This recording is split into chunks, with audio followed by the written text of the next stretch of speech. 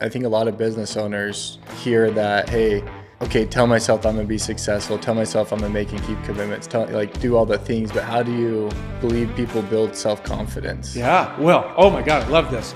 First of all, and I tell this to every dad who wants to teach his kids self-confidence. Self-confidence is not the belief that you're going to hit a home run every time you step up to the plate. Mm-hmm. That's not what self-confidence is. It's not believing that you're going to kick butt every single time. Self-confidence, it's counterintuitive. It's knowing that no matter what the outcome, you'll survive. Welcome to Flying High with Cam. Yayo. A podcast where I combine two things I love. This is insane. Interviewing the most successful people I know. You're the baddest guy in town. While flying helicopters. Engine failure. Fly with me. I want to hear your stories, learn from your experiences, and build a community. This is Flying High with Cam. Okay, so your three best questions now. Oh, yeah, the three most powerful questions. So it started with what's great about this, because we're always faced with challenges. Mm-hmm. Of course, everybody else calls them problems. And to me, I just say a problem's just an unexpected outcome. So I don't recognize anything as a problem. Right. I see lots of unexpected outcomes, but the question is no. Well, what's great about this? And your brain, it changes the way your brain attacks that challenge. But then I started realizing that there's a couple of other ways to look at it. The second one is when somebody says, okay, well, you can't do this anymore. Let's say call it a roadblock. The next question is, well, what can I do? Yeah.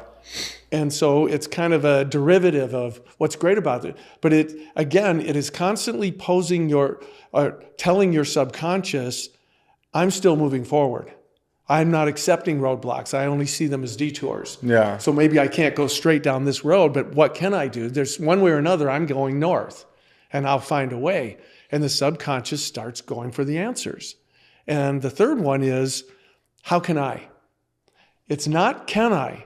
So that's what almost everyone on the planet is. Well, can I do this? Can I put on a retreat that is populated by powerful, successful entrepreneurs and millennials who know that there's this glass ceiling, and they know if they could just break through, they could get to this place, this ultimate place of their dreams, but they haven't had access to the right people in the right circumstances.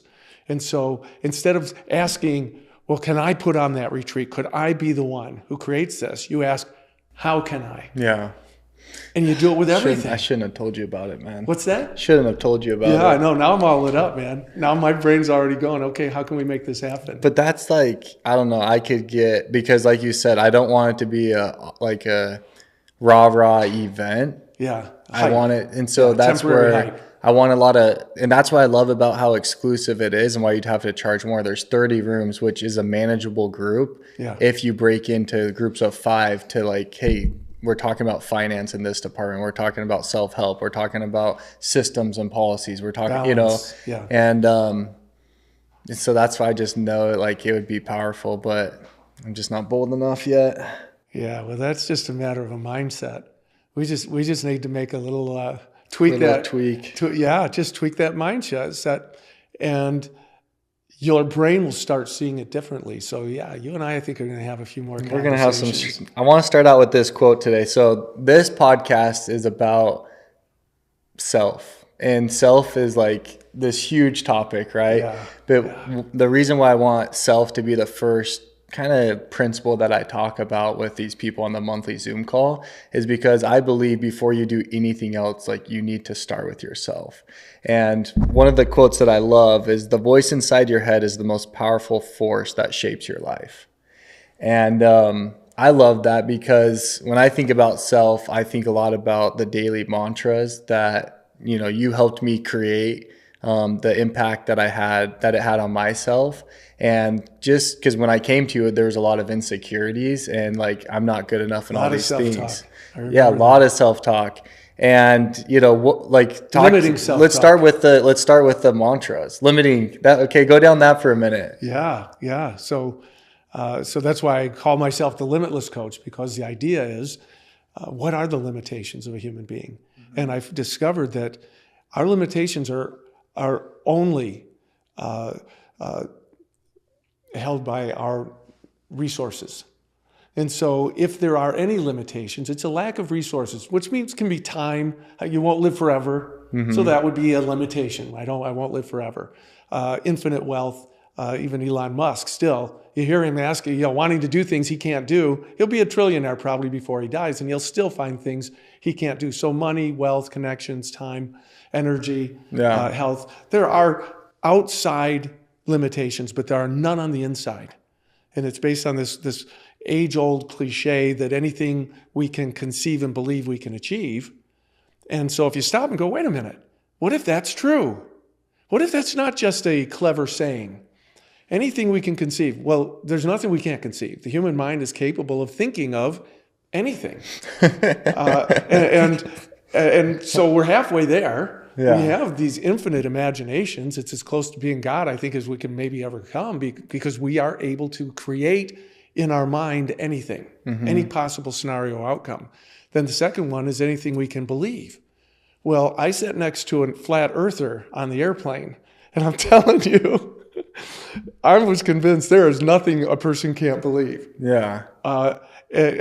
Just look at some of the conspiracy theorists and so on, and no matter what side you look at, there's something that you're going, I can't believe they believe that. Yeah. But they do. Yeah. So if we can conceive anything and we can believe anything, then if this is true, then we can actually achieve anything. Now, I did go through that and say, because I'm a question everything guy, everything. So every time I come up with something, I read some great quote or some cliche or whatever, I now ask, okay, now can I break that apart? What's wrong with it? Yeah. And so what was wrong with it is you can achieve anything, but not everything. Okay. So it's important to know that, because make your list and then put it in order of priority. And that way you say, okay, out of the 1,000 things I'd like to do in my lifetime, this is the most important, followed by these things. So it's kind of like you can be, do, and have anything.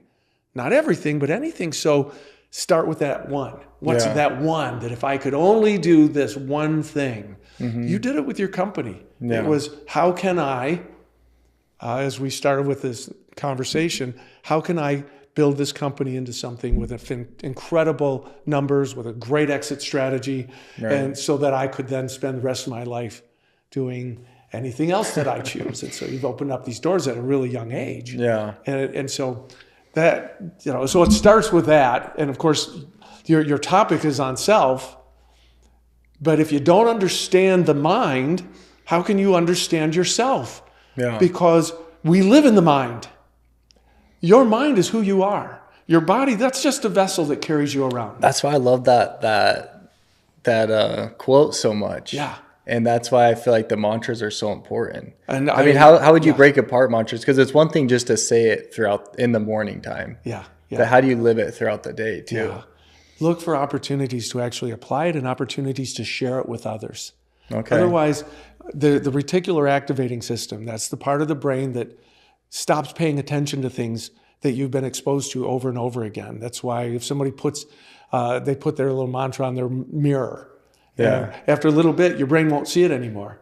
It literally will say that's not important because nothing is happening. It's just there, yeah. So I say at the very least, move it around. Put it on a magnet, put it on your refrigerator one day. That.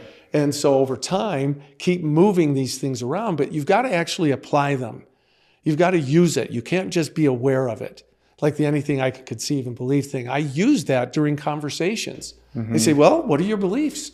Yeah. And then I come down and say, listen, before you can really understand who you are, you have to understand the nature of reality.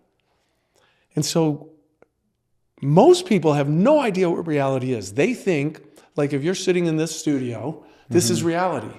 Yeah. No, this is a room with 4 walls and a bunch of stuff.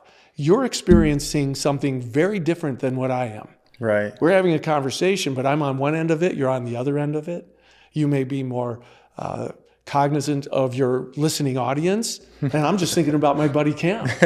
I'm like, I keep forgetting, oh yeah, we're doing a podcast. Yeah. It's just us doing what we've done for years. Yeah. So I literally for like 6 years now, I think. 2017 is when I first started. It's when you were asking for that, So those that's documents. 7 years. And 7 years. Yeah, I was pretty impressed that I found those things so quickly too. I was like, all right, maybe.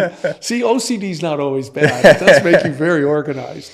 So in conclusion, if you understand just Just understand the fact that your reality, it's nothing more than the thoughts and stories that you believe. That's all it is. And you and I can, again, not only is our reality formed by that, we are. This is who I am. I am nothing more than the thoughts and stories that I believe. That's what makes up me. Yeah. And of course, the rest are your character and all these other things. These are the traits that you build in or allow to become a part of you based on these thoughts and stories. And I don't want to get too abstract, so I'll stop because you need to be able to I love bounce it. off of this. Well, no, I love it because so it's like, okay, in the morning you have your mantras, throughout the day you have your mantras, and the next thing that I was going to train on self is, and it's the quote that I've used so much now, but it's shaped my life. And it's so interesting because it was given to me at a very young age. Show me your friends and I'll show you your future. Yeah. And so it's all about who you surround yourself with, because again, it's easy to say your mantra in the morning and then go be hanging out with a bunch of losers and forget who you want to be. Yeah. I was listening to a podcast this morning talking about, this business guy that was addicted to dope and heroin and Oxycontin and all these things. And he talked about how in the morning you tell yourself, I don't want to drink tonight. I don't want to do heroin tonight. And then that night, he shoots up and however it's done. And so you live in this pattern. And so for me, a big part is your voice inside your head and then who you hang out with. So I'll stop now because I want to hear what you have to say about that. Yeah. This is so important. So when I say that you've got to live the mantra, it's not enough to just let it bounce around in your head. You've got to live this, but you also need to understand that willpower is not enough. Anytime that you're thinking, if you're a drug addict or whatever it is, that, I'm just going to will myself to break these habits. Well, willpower doesn't work that way. It's a wonderful device for about 15 minutes. The perfect example I have is actually right here in Gilbert, Arizona. You're walking down the sidewalk and there's like an ice cream store every 20 feet. Right. You can walk past the ice cream store. You're smelling those vanilla waffle cones and your willpower will get you past the store. But if your wife says, I just want one scoop, and you say, I'm not having any ice cream.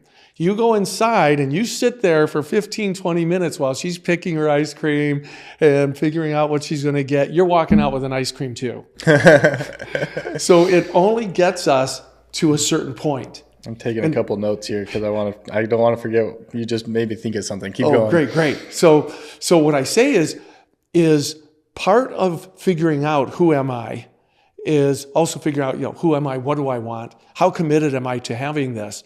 And then you have to backtrack. You've got to basically say, this is where I want to be.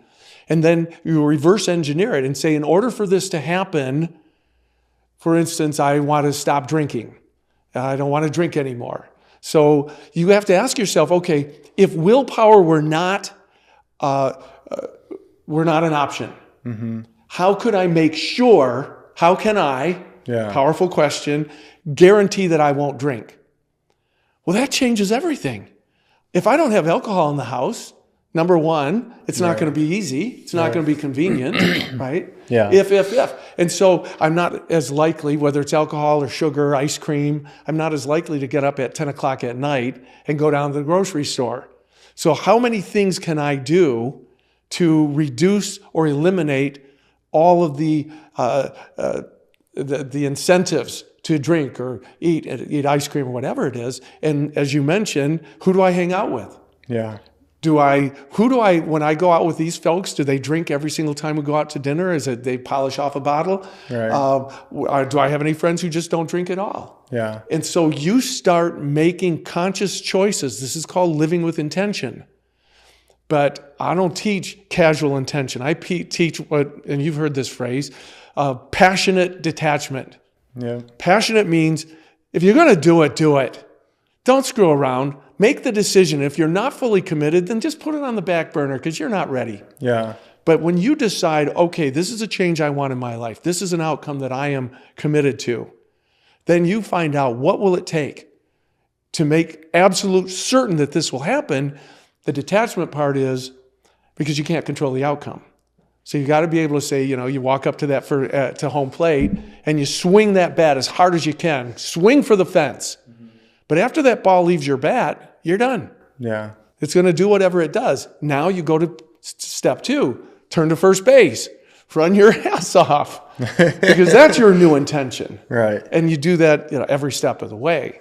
So I'll stop to see if I've answered any of that first question, because I want to make sure I nail it. How would you relate that? Because obviously, like in business, so my things were like a lot of self-doubt. Yeah. And I'm just trying to think back for people that are relating, because I think a lot of business owners hear that, hey, okay, tell myself I'm going to be successful. Tell myself I'm going to make and keep commitments. Do all the things. But how do you believe people build self-confidence? Yeah. Well, oh my God, I love this. First of all, and I tell this to every dad who wants to teach his kids self-confidence. Self-confidence is not the belief that you're going to hit a home run every time you step up to the plate. That's not what self-confidence is. It's not believing that you're going to kick butt every single time. Self-confidence, it's counterintuitive. It's knowing that no matter what the outcome, you'll survive. Yeah. It's teaching your kid, strike out, it's okay. They invented the term strike out for a reason. You'll notice that you can get into the Hall of Fame and only hit the ball 1 out of 3, only get on base 1 out of 3 times. Right. And make it into the Hall of Fame. So it's knowing that no matter what happens, I'm going to be okay. See, that's where the self-doubt comes in. And then you talk about what's great about this when you do strike out. What? That's why you always win, man. Yeah. It's messed up. And what is great about this? Well, now I know every time this guy, he throws a fastball and a curveball, and then he throws a sinker. Fastball, curveball, sinker. Now I know what's coming. Yeah. And so you learn from everything that you're doing there. And so it's really being able to say, and again, the self-doubt is, what is it that you're doubting? I'm doubting whether I can pull this off or not, whether we could put on this retreat and pull it off. And then I ask the question, first of all, what's the worst that can happen? It doesn't happen the way you planned. Well, what does in life? Hell, I had a plan on how I was going to get here this morning, and there were like 20 cars and trucks going 12 miles or 20 miles below the speed limit that had a different plan than me. And I still ended up, because I'm always early, I still got here early. But I couldn't guarantee what time I got here, right? So saying, no matter what happens, I can handle it. That's self-confidence. No matter what happens, I can handle it. And from this, I will grow. Remember, my definition of failure is the absence of growth. Yeah. As long as you learn something. That's why they say in Silicon Valley, it's fail often, fail fast. Yeah. They know that you fail your way to the top. It's just that you don't want those failures to be astronomical.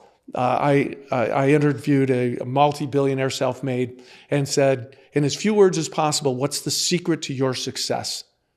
And he, without a thought, and this is not a self-help guy. This is just a guy who had figured it out. Yeah. Calculated risk. It was that simple.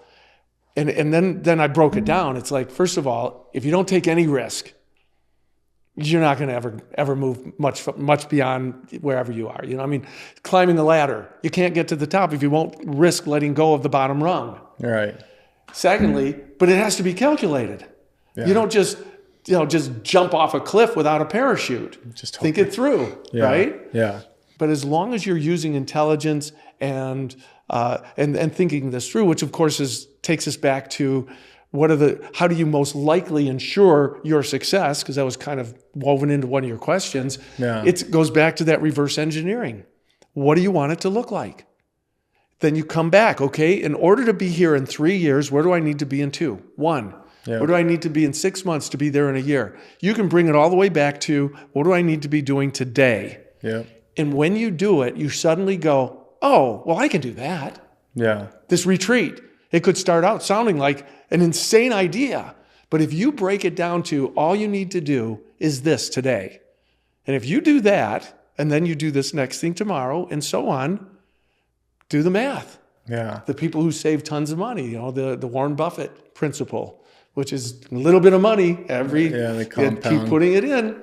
You're I can make anyone a millionaire. Yeah. You start at the age of 18, I guarantee you'll be a millionaire when you retire. Yeah. Just follow the simple steps.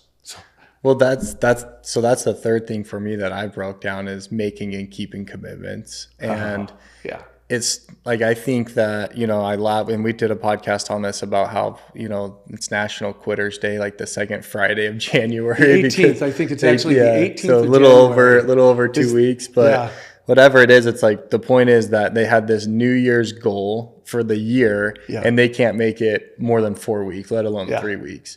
And I think that, like, that alone, if you can focus on little goals. And so, I'm probably at a point where I made a lot of my New Year's goals for half the year, like up until my birthday in July, because I know that's obtainable for me.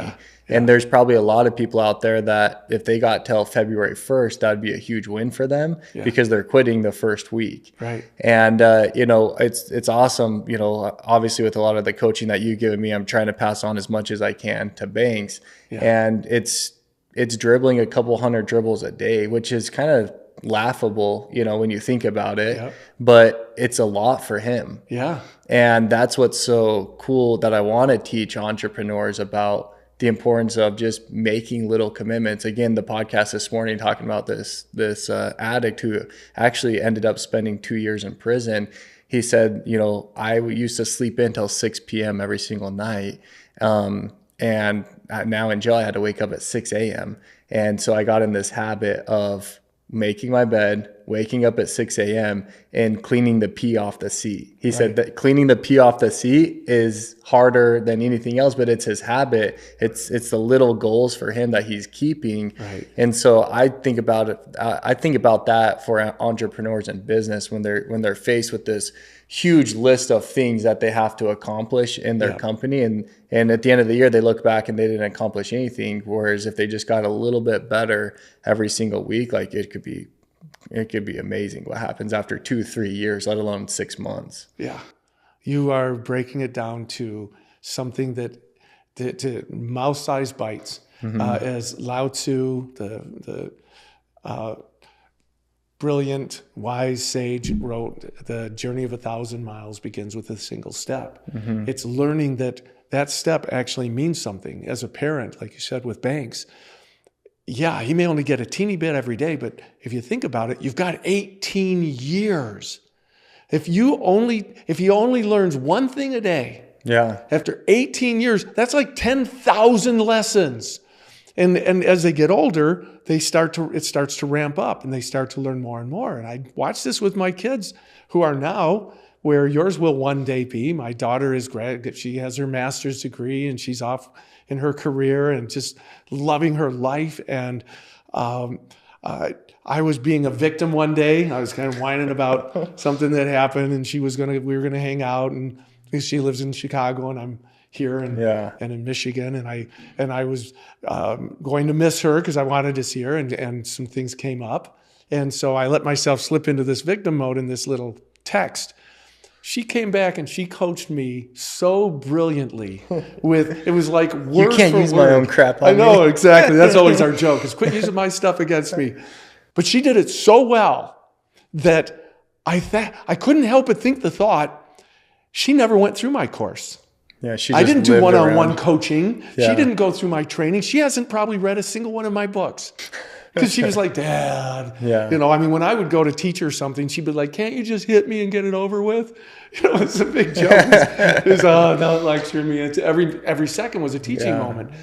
And here she was quoting me better than anybody I'd ever coached. Because she was raised with it. It's all she knows. So you do have those opportunities to share this with the people around you, of course, but just with yourself, being able to say, and this is all I need to do today. When they look at that whole list, I tell people overwhelm and the anxiety that it creates is nothing more than looking at too many things at once and believing the thought, I can't handle this. So I say, it's real simple. How do you overcome overwhelm? Well, go ahead, create your list, put it in order of priority, and look at one thing and say, the rest of this, I just scroll it down my page where I can't even see it on my to-do list. This is all I'm looking at today. And I'm going to get as far as I can on it.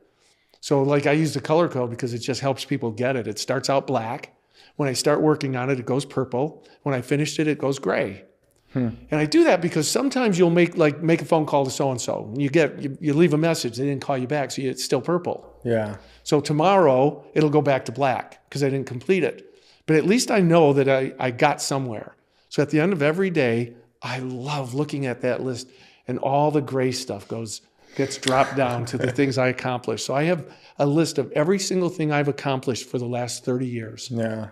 Because I keep those lists, and it just goes on. This is what I got done in the gray, black, and purple. Move up to the top again. Yeah. So I may have 40 things on my list. I may get 3 done, but they were the 3 most important things, and That's it cool. adds up. Yeah. Is that done in a weekly planning format, or like when is so that I created list created? my own just because I did it back before they had all the formats, and I got addicted to my version. Yeah. But it's literally my to-do list, and it's the first thing I do every morning when I wake up.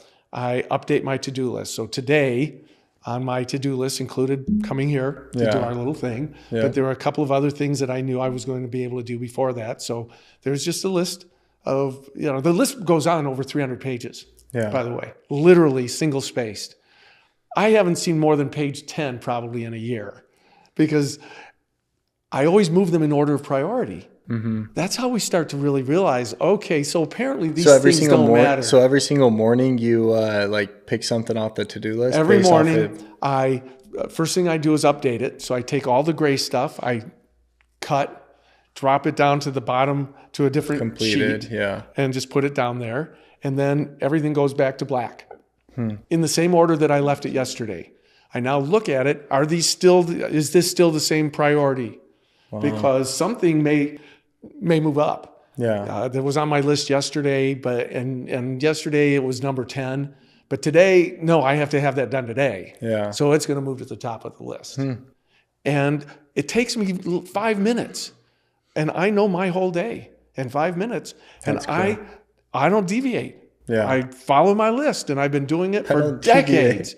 Now, if a phone call comes in, obviously that phone call is going to be factored in because I know that there will be calls. Right. But I'm just as likely to just send.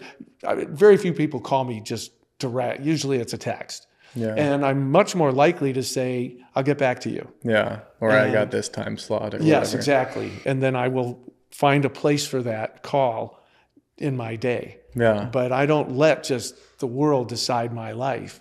And that's why I can pretty much tell you, in fact, let's make sure we talk about that today. The importance of being your word, of commitment. Well, yeah, so the fourth thing for me on this topic, and then we'll talk about being your word, is living an intentional life. And I think that's where a lot of entrepreneurs get stuck in business, is that because they're not doing a to-do list or they're not weekly planning, they're just letting life happen to them, and they're just putting out fires. Working in the business instead of on the business. Exactly. And so I've, I had a to-do list probably from you, but I never got fully committed to it. And then there's this other coach that he's not really a coach. He's more of a business consultant that taught me how he weekly plans. And so my goal this year is to weekly plan once a week on Sundays.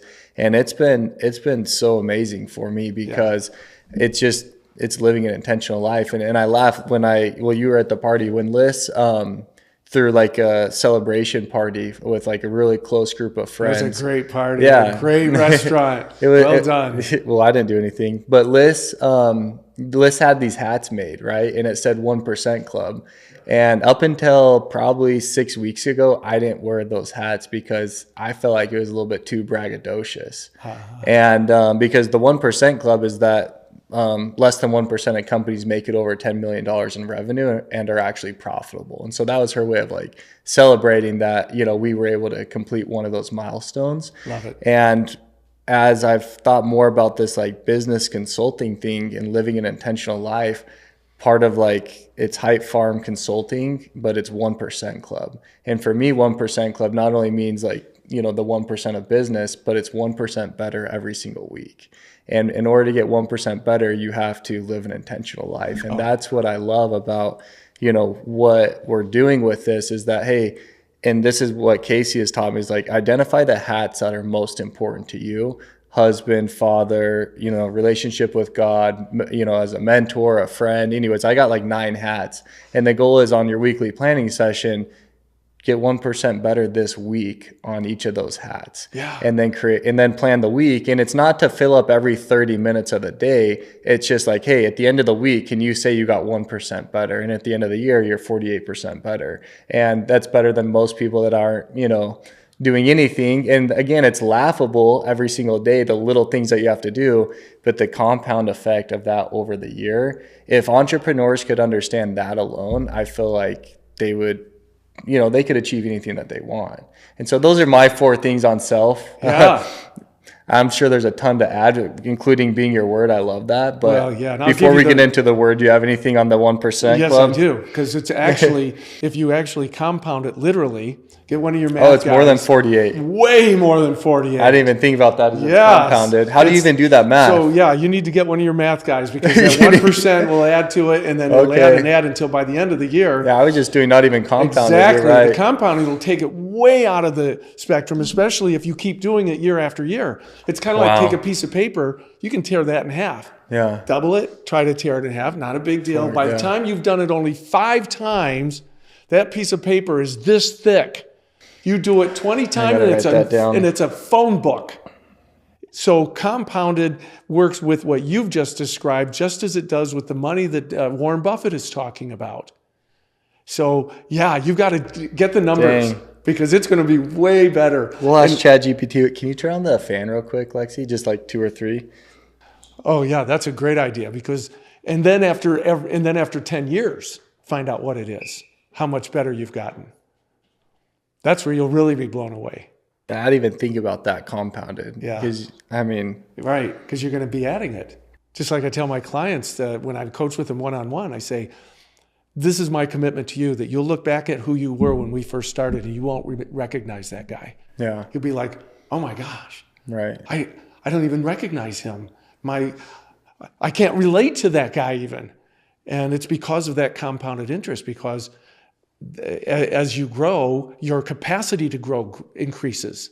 Yeah, I don't know if this is right. I would thought it was a lot more, but it says 67.8% better. So 1% every week compounded over 52 weeks, you'd approximately 1.68 times better when you started an increase of 67.8. Let's do some more crunching to see at some point. But and then how much after 10 years? Oh, because you're not doing this for just a little bit, right? Right. And so it may end up being that it's 10 million. But look, even if this number is right, the 67%, who's getting 67% better? Yeah. Unless you're living an intentional life, trying to do these things every single day. And in fact, I love that you still brought that up. While I just mentioned Warren Buffett, because of what he's known for, of course, is this compounded interest, is making money. Yep. And yet you ask Warren Buffett, his number one quote has nothing to do with money. His number one quote is, the single greatest investment you can make is in yourself. That's everything. That the guy who is the number one, or conceivably one of the greatest investment minds who've ever lived, says the greatest investment you can make is in yourself, which is why this is my life. So this is just fun. So what I want to do is anytime someone signs up for a consulting gig or whatever for the monthly Zoom, right? Whatever we're calling it. Yeah. Like they get a box, and in the box, couple shirts, branded shirts, hats, just fun, giving back. But on the quote inside there, it's the quote that you just said, the best investment you can make is in yourself. The more you learn, the more you earn. Warren Buffett. So that's the box right there, Hype Farm 1% Club. So it'll be sick. Yeah. It's perfect. But again, I love it. And I do have another quote on it, or concept on this 1% principle. And this is for the audience. It's, who are you? When you step and ask yourself, what's my intention, living with intention, am I one of those guys who's basically just saying, I just want to get through. Are you just a survivor? Or are you somebody who's saying, oh no, I want to get there. I want to do some cool stuff. Yeah. Or are you the guy saying, I want to live and die without regrets. I want to look back at my life and say, man, you know what? If this is the one and only shot that I'll ever have. I don't know what happens after we die, but I want to know that I left it on the field. Yeah. I want to know that I lived my life as fully as I can. To me, the 1% starts up here. Yeah. It starts with a commitment saying, okay, I'm going to be that guy. That's the mantra, right? Like that's the Yeah, mantra. I'm that guy. Yeah. And you don't have to be already look at your checking account and see $20 billion in there. I'm that guy starts with, I'm that guy here and I'm that guy here. Yeah. And when you are in that place, that's when you start looking at whether you're doing these large group coaching sessions, whether you're doing, as we were talking earlier about, like my small group sessions with 5 guys. Yeah. And we do those smaller one-on-one sessions, or you're doing one-on-one coaching, or you're going to this massive retreat, which, by the way, I keep mentioning it because I'm breathing that into reality.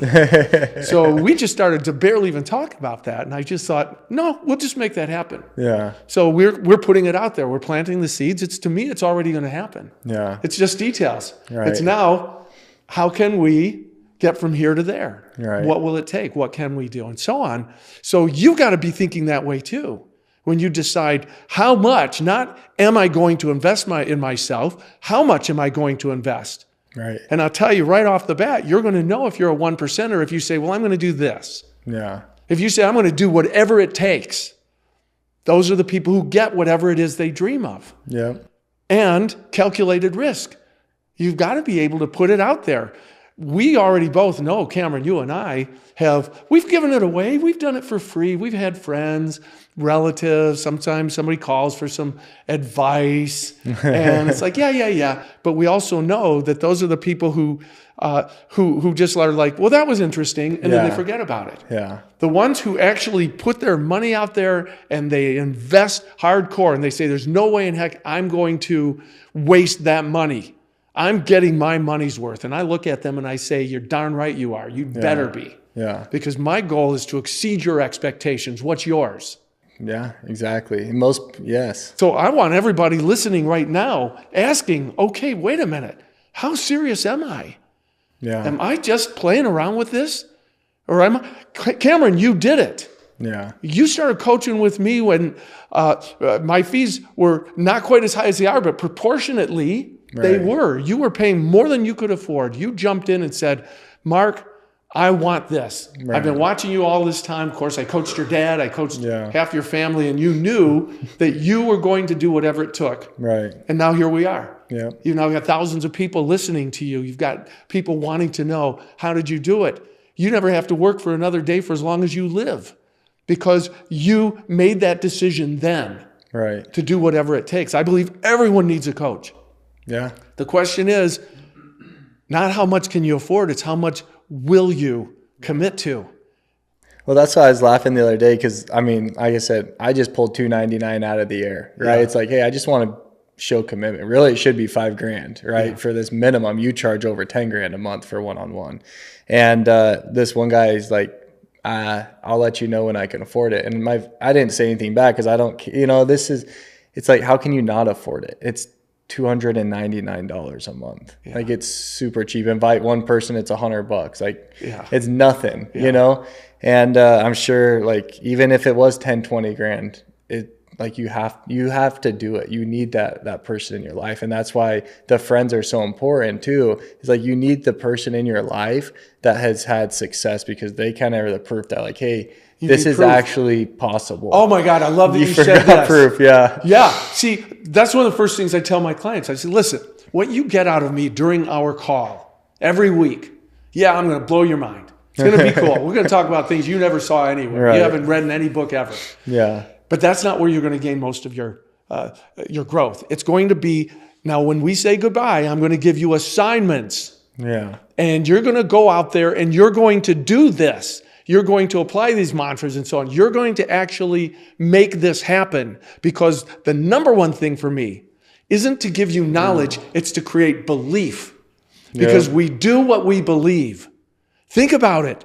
The Twin Towers, These guys were raised to believe that Americans were evil and that if they could destroy as many as possible, that they would go to the seventh kingdom of wherever it was, that they would be heroes. They believed it to the point where they didn't invest 20,000 or 299 or whatever. They invested their life. Yeah. They committed suicide, the ultimate form of show of belief, because they believed that strongly. Now, their ideologies don't align with ours, but we sure can't find fault with the principle of do something that you believe in to the point where you would give your life for it, and I'll show you somebody who's going to succeed. Yeah. And they succeeded at their objective. What could you succeed? That's where that commitment comes in. That's where it's so important to say, okay, I am going to find a way to prove these principles as a coach to you. And and I did it with you. One of your greatest lessons was after the fact when you had that money that you were the investor, and then as he was pulling the money out and you're freaking out, and I'm going, everything always works out, man. Yeah. You just watch. Yeah. You had to see that it worked out. You had to see that you ended up better off than you would have been if it had gone the other direction. Right. You ended up with more power and control, more say. You were becoming the subservient, blah, blah, blah. And you became somebody that you wouldn't have become otherwise. And you had to see it though. So every coach, your number one objective should be you can't just tell them, you got to prove it. The problem is they've got to prove it to themselves by doing the assignments. Yeah. Well, one of the greatest things that you had me do is like keep that journal about, everything always works out. Yeah. And I think a lot of entrepreneurs are missing that too, because they're just putting out fires and then they don't look back a week later, a month later, a year later and say, oh, that really wasn't a big deal. And so you had me do that, and you were coaching me on it weekly. Yeah. And again, this is why you need a coach, because even the best friend that you have can't follow up with you and help you in these areas. Yeah, the accountability, the support. So, I mean, we're not here to sell people on coaching, but it is powerful. And yeah, to your point, so we're writing the book right now. We're on chapter 3, and we're talking about this very moment of, the investor backing out. And I've had to, relive it because the co-author with me, Clay, I'm having to explain to him what it was like. And I remember literally right here on Cooper and Germain, sitting in this little roundabout, just pulled over crying to you, telling you, Mark, it's not going to work, man. And you're calm down. I live Everything's good, man. I can't, this is going to be the best thing. And all I could think about was this guy's a freaking prick, dude. I can't believe I'm paying this guy. So I know, because I'd say to you, you hired me, you didn't hire me to tell you what you want to hear. You hired me to tell you what you need to hear. Yes. And of course, I knew something you didn't know. Yeah. But that's the great irony is when I've got a coaching client that comes up with problems, I'm thrilled. Yeah. Because finally we've got something to work with. Yeah. Because if you come in and say, my life's perfect, I'm fine. Right. Well, then what am I going to teach you? Nobody ever says that, but if they did. Well, that brings up a great point. And that's the other thing about knowing thyself is being open to feedback. And so one of the greatest things that you did for me is you went and interviewed 5 of the closest people to me, whether they were working with me or friends or family. Yeah. What if someone doesn't have a coach and they know the feedback is important, what do you recommend? Oh yeah. How do they get feedback? Yeah. So the concept is that you ask 5 people who know you very, very well, friends, close friends, family, to make a list of what they believe are your strengths and weaknesses. But the first thing you've got to get is this: all feedback is good. This is critical. In fact, critical feedback. People think critical feedback means negative feedback. I say, quit thinking critical and negative are the same. There's critical thinking. You've heard of that. That's not negative thinking. Yeah. It means strategic, careful thinking. So we want positive feedback because it feels good, because we're all just motivated to be validated. We just want validation. But that's not how we learn. That's not how we grow. It's okay, thank you. So when you get your strengths and weaknesses, you'll learn most from the list of weaknesses. Right. The list of strengths, well, you kind of already know a little bit about it, and it feels good. And so I say, go ahead, get that. Read the strengths first so that your ego calms down and you feel pretty good about yourself. But it's the weaknesses that we get to see, okay, so who am I being in the world? Yeah. That would allow other people to see me in this way. Now, there might be times when they think it's, in fact, with the group of brothers that I was just telling you about, one of the brothers, most successful financially, in fact, is You know, he kept hearing over and over again, "You're a rule breaker."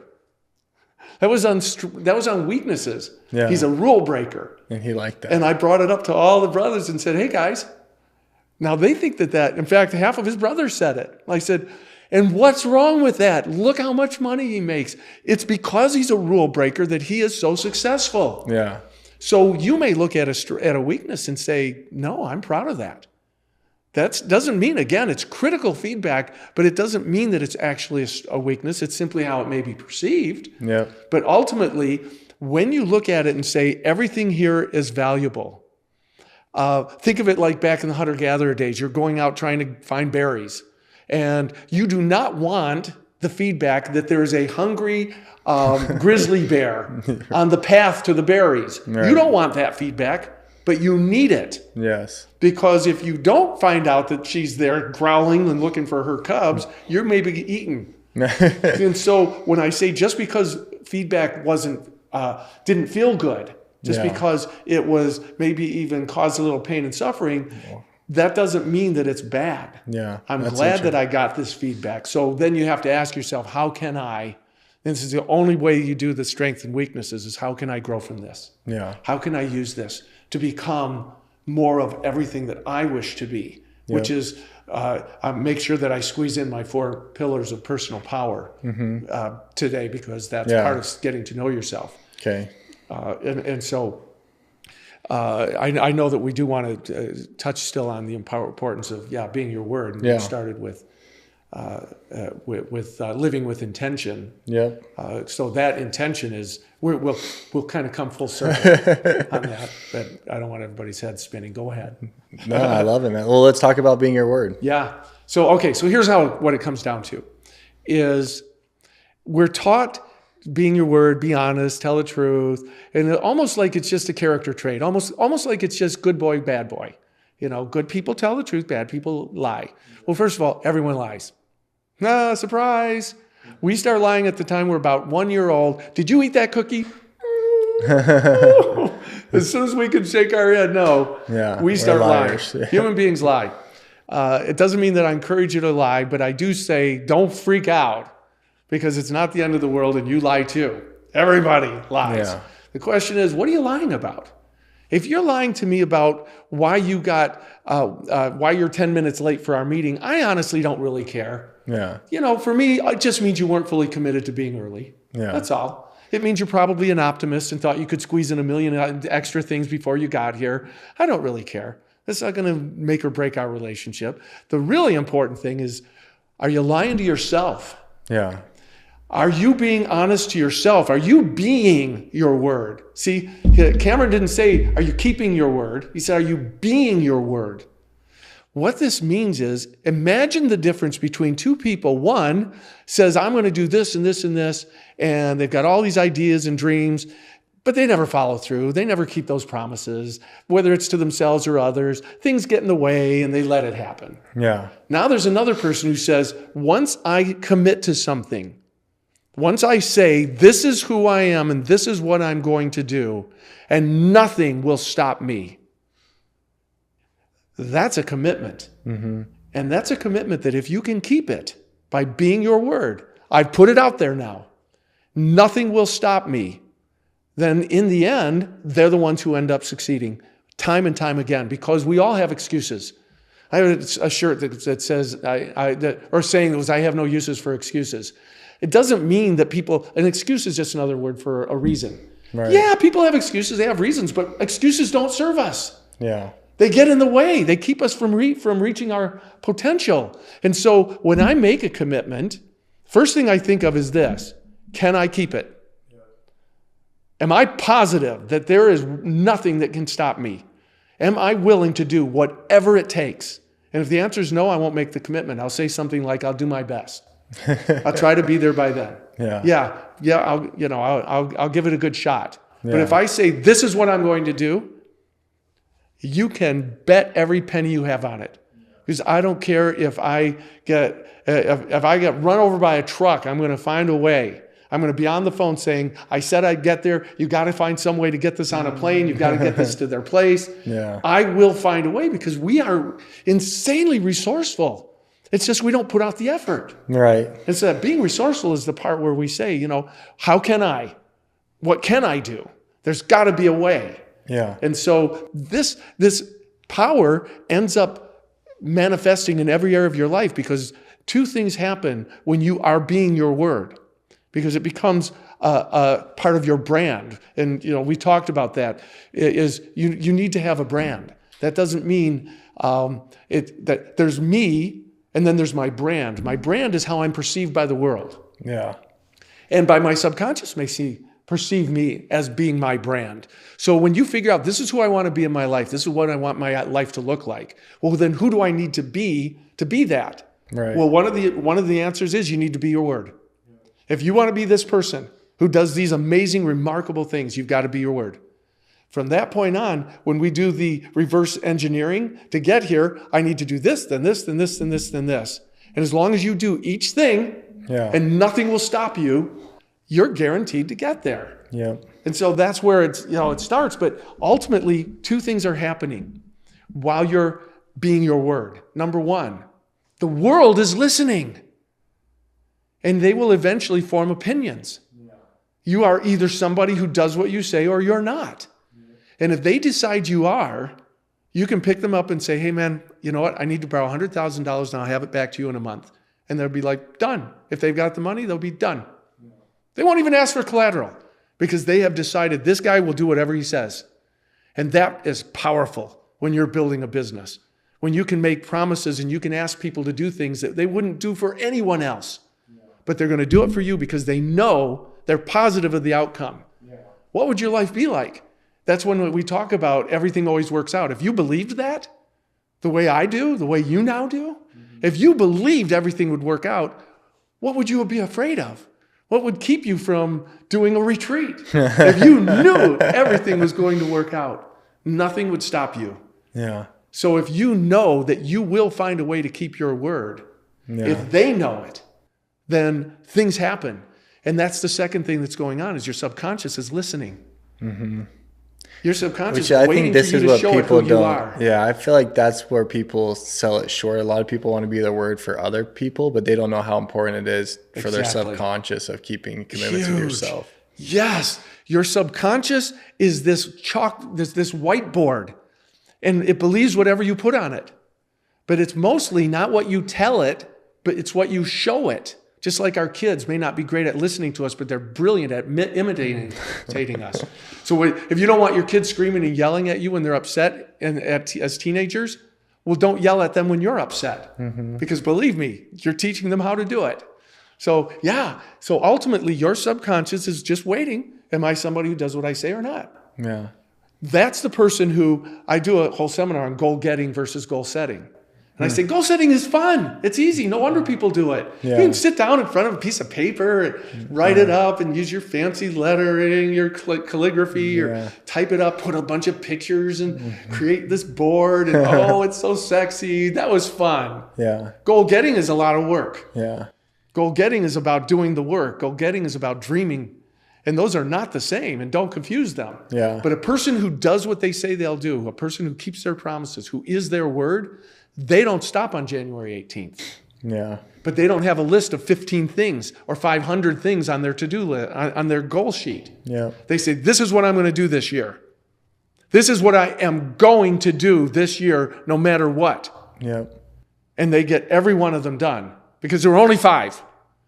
But they reverse engineered it and they followed the steps. Yeah. It's the sort of thing this is why I say you need to have people in your life who will hold you accountable, who will help you keep those promises, because the truth is, this is where we become limitless. Yeah. We can truly decide any outcome we're looking for, and I could show you how to get there. Yeah. And a lot of it's going to have to do with being your word. I love it, man. Well, so there's that, and we've already touched on it, but I just want to reiterate now, like having someone in your life that is doing it too, and not just a coach, like a friend. That's the belief. The helps you believe. It's just, and for me, like my friend was Rob Horn. I don't know if you even met Rob Horn. I've heard you mention his name. But he was the guy that was just like, he had wealth at an early age, and he was just like, and he ran a restoration company, And he didn't become a prick when he got money. He just stayed true and kept helping people. But it was like, man, you can actually become a millionaire.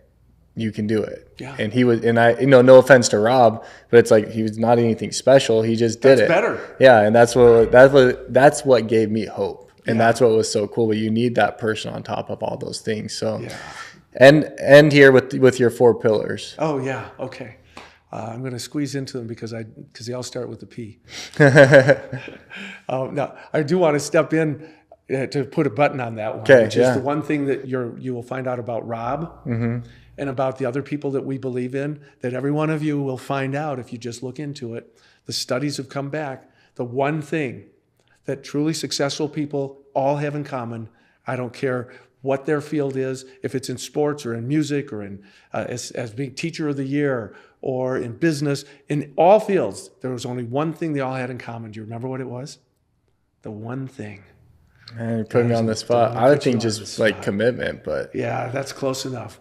Because that's what's behind it. Okay. It's perseverance. Perseverance. They never give up. And commitment is what drives perseverance. So you actually gave the A+ answer. So it is once you do commit and you say, I will not quit. It wasn't looks. It wasn't a height. It wasn't, because they say tall guys are more successful or pretty people are more successful. Rich people can get richer and so on. It wasn't their contacts, their wealth. The only thing, because they were every different kind of height and look, and it wasn't their intelligence. Yeah. It was perseverance was the single driving factor. Yeah, that's true for And Rob. so as you're deciding what character traits do I want to define me, being my word, being fully and deeply committed, persevering, these are things that you've got to decide. This is what I will craft as a part of who I am. I want my subconscious to start adopting these. And so these 4 pillars, it's the first thing I do with my clients is I say, well, first of all, if you don't know who you are, you don't even know why you're here. Why are you even on these calls if you don't really know what's driving you? Yeah. And so I call it, it's be thyself. I'm sorry. We got to start with, I got out of order. So it starts with know thyself. Yeah. And I'll come back to that for briefly because we do a whole hour on just that. Know thyself, followed by accept thyself. Yeah. Followed by be true to thyself. And finally, speak thy truth.